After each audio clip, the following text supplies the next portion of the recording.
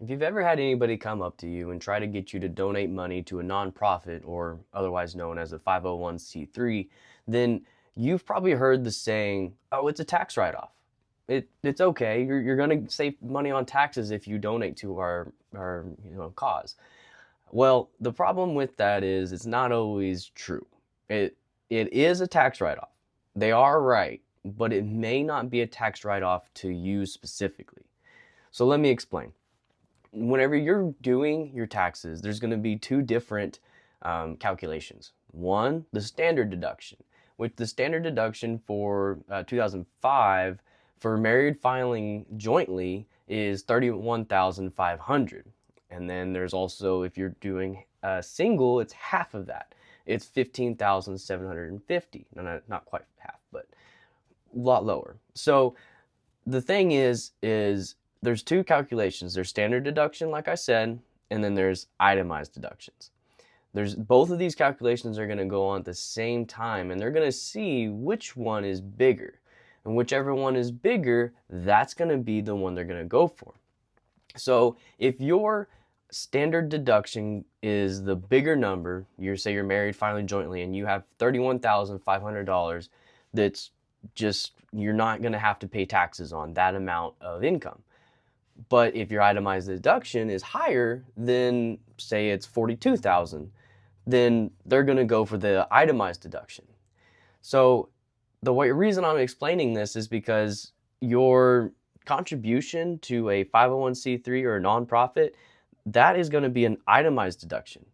So if it's not a lot, if you're only given like $100, $200, $700, whatever it is, not a whole lot, you may not exceed the amount of standard deduction.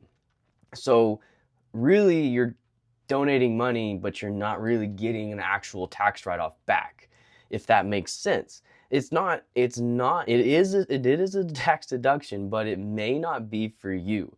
So if you aren't contributing a whole bunch to a nonprofit, you may not get that tax write-off.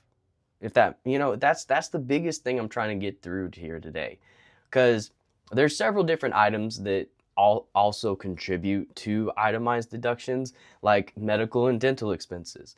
You have to do, I think it's 7.5% of your income.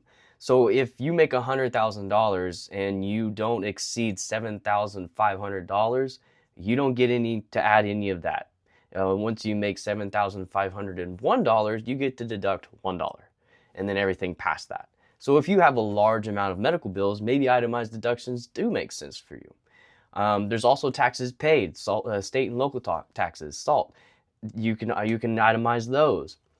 Your home mortgage interest, up to $750,000, you can deduct your home mortgage interest on as itemized. That will also contribute to the number for your itemized.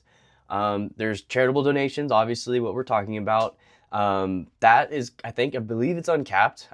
In 2025, I believe it's uncapped. You can donate as much as you want, I'm pretty sure.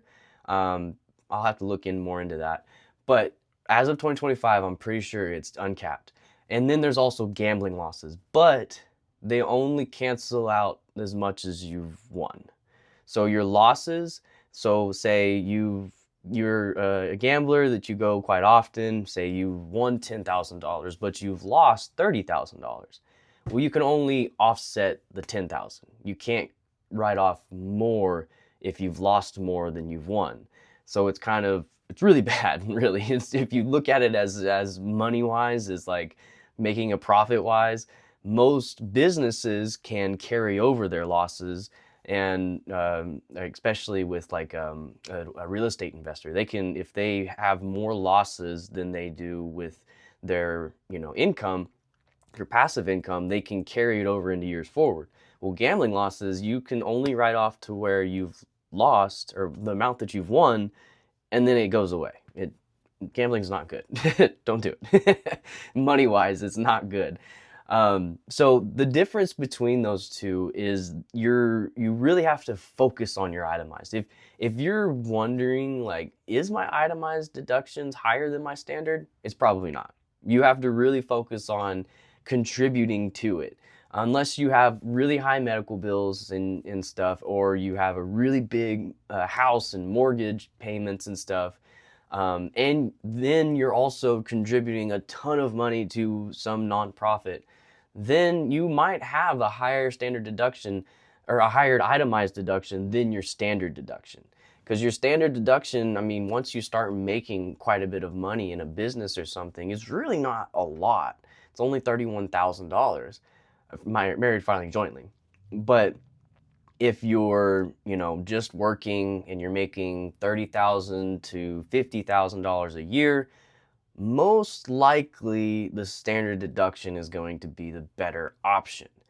So the next time someone comes up to you and says, hey, this is a tax write-off if you donate to my deal, think about how much you're actually donating and if you are going to have more itemized deductions than you are standard deductions, because that will really determine if you're going to make or get a tax write-off from donating money to that organization. But thanks for watching. Like and subscribe.